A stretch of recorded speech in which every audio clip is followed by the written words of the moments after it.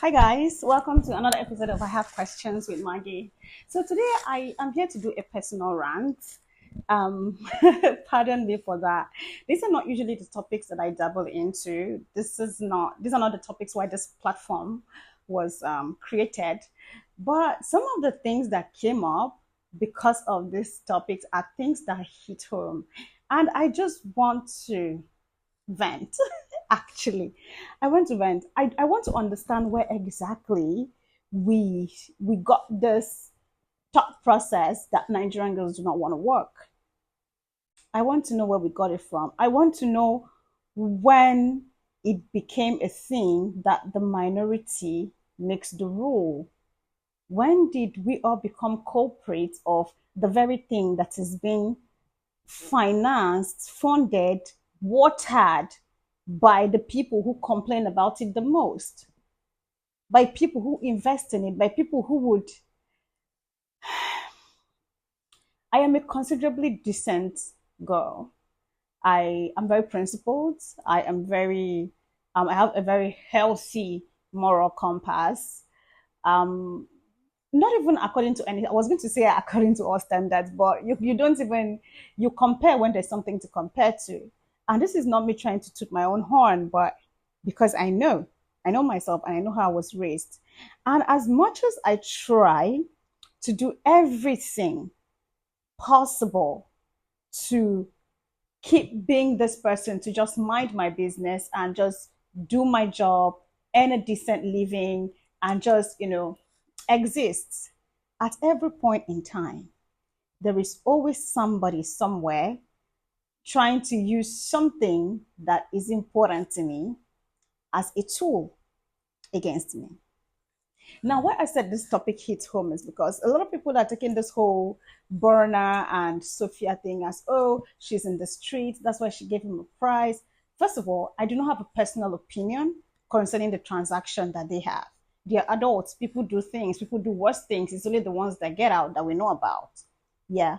My my concern in this whole thing is the situation where some men know that there are certain women that will not give them the time of the day.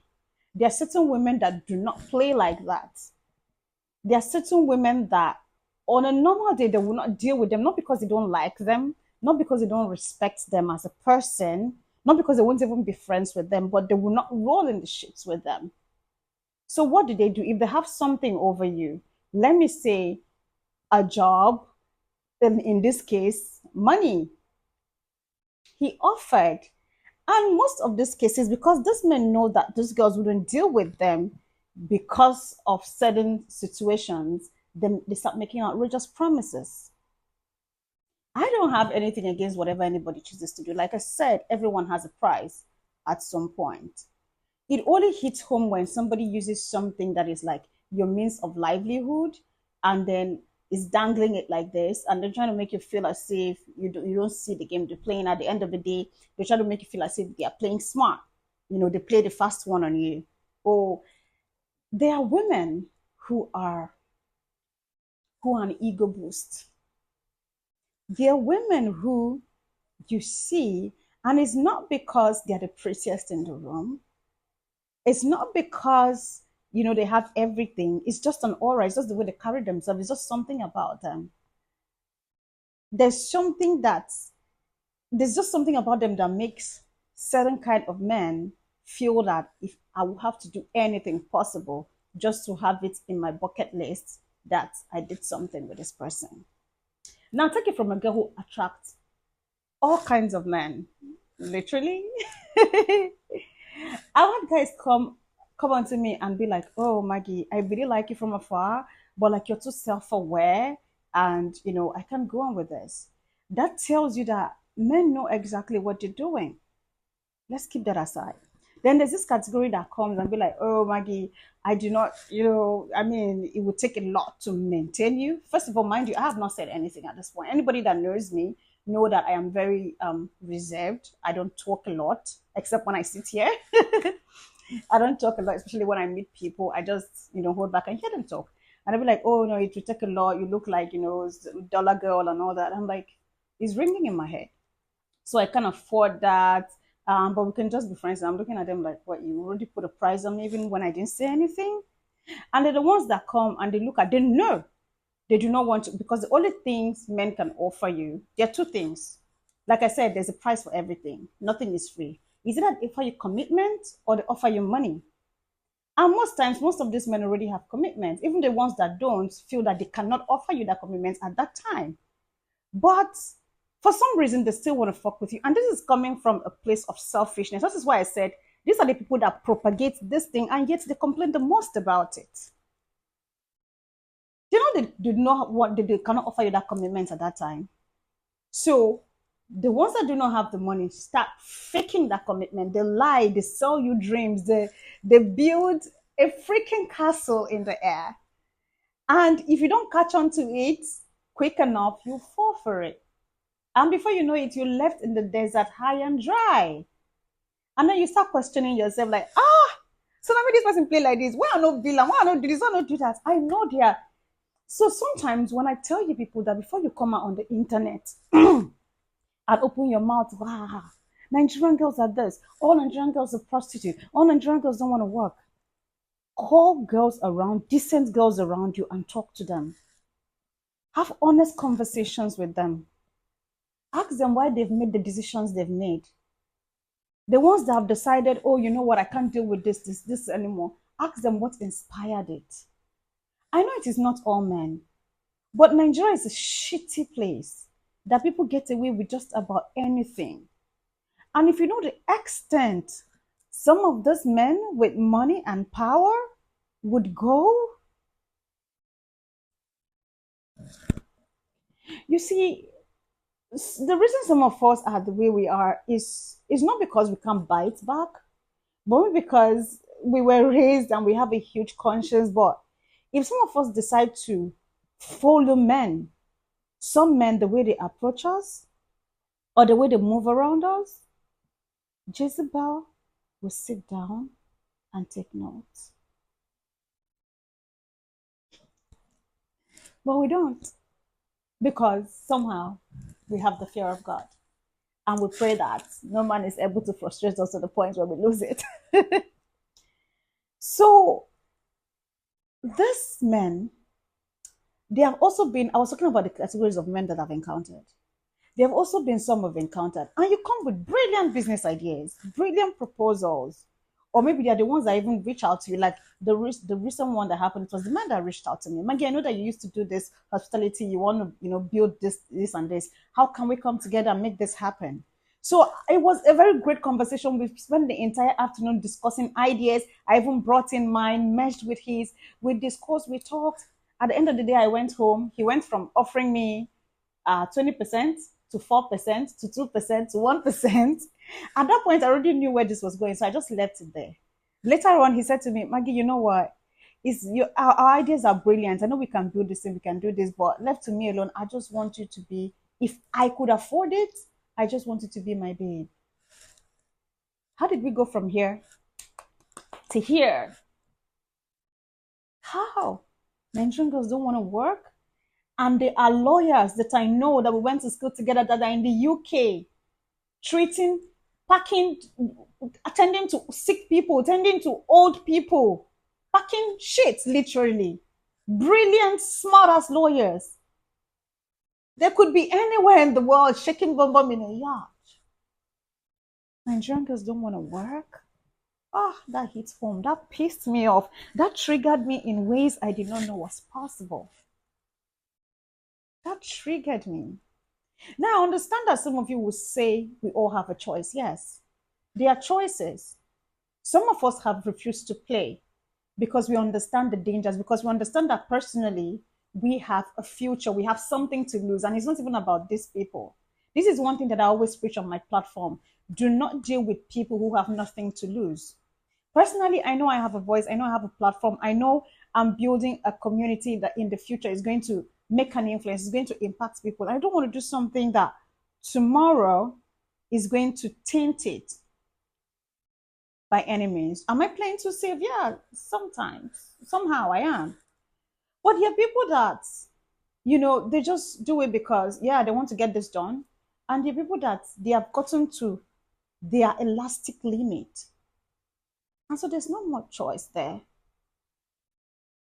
It takes a whole lot of self-awareness and being at peace with your purpose and being at peace at wanting to start all over again and again and again to turn your back on these things, to keep saying no all over again and again and again. It takes a lot.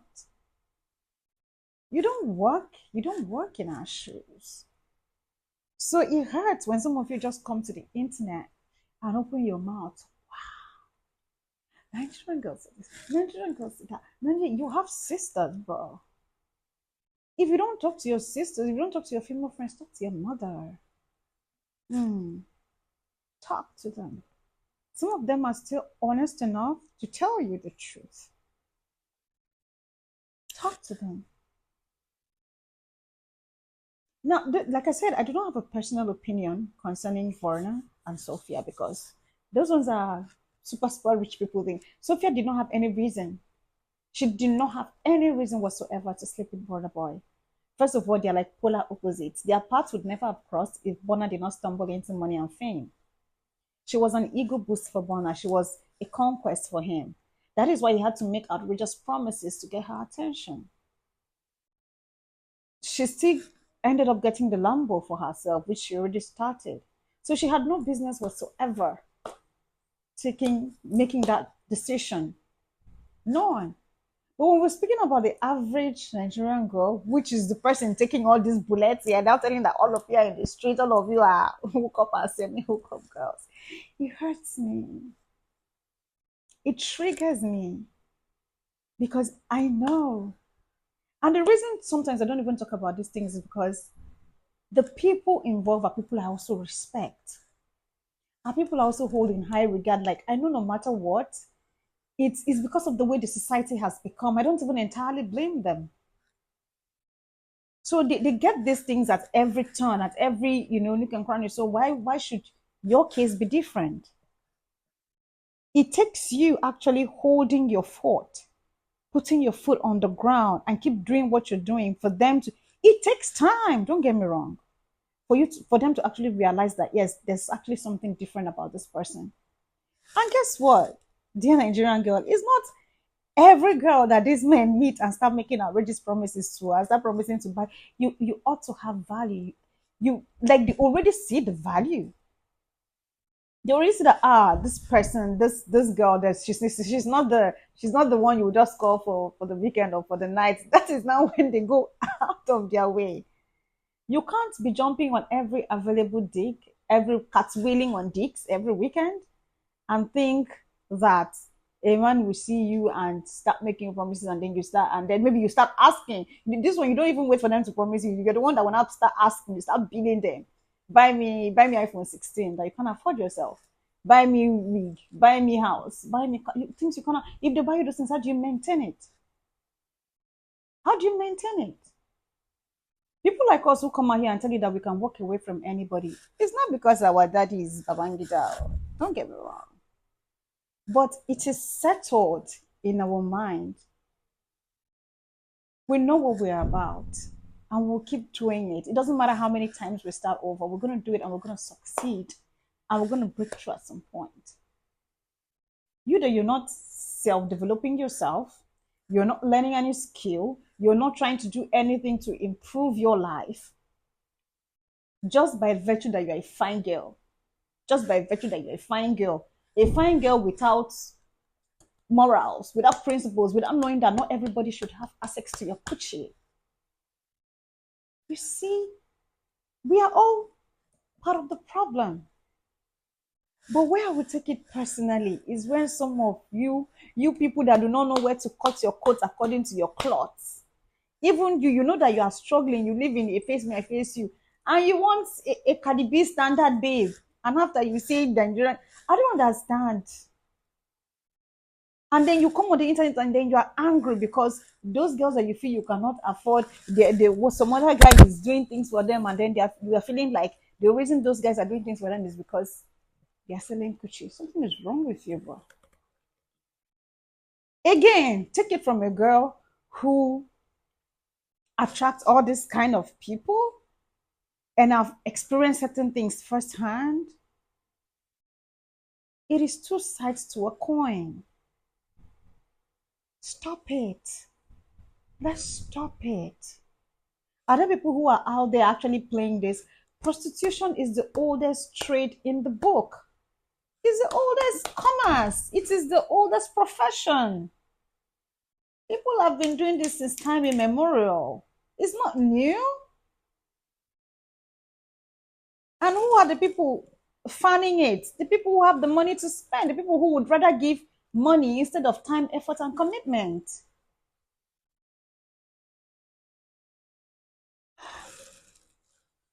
I came here to ask questions and vent. I think I've vented for a minute.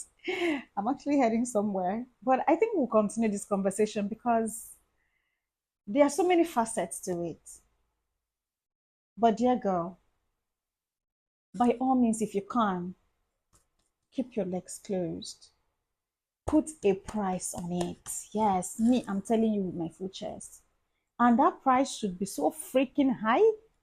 It should be higher than a Lambo that before you open those legs, if somebody is not offering you a commitment, a life-changing opportunity, it will remain closed. Yes, guess what? The funny thing is they'll come to the internet to shout. Deep down, they respect that shit because they know not every man can have access to you. Them, can they afford it? What? I said I was going to stop. Bye. Thanks for listening. Drop me a comment if this resonates with you, if you can relate, because I know there are so many girls out there who can relate to this. I know they are.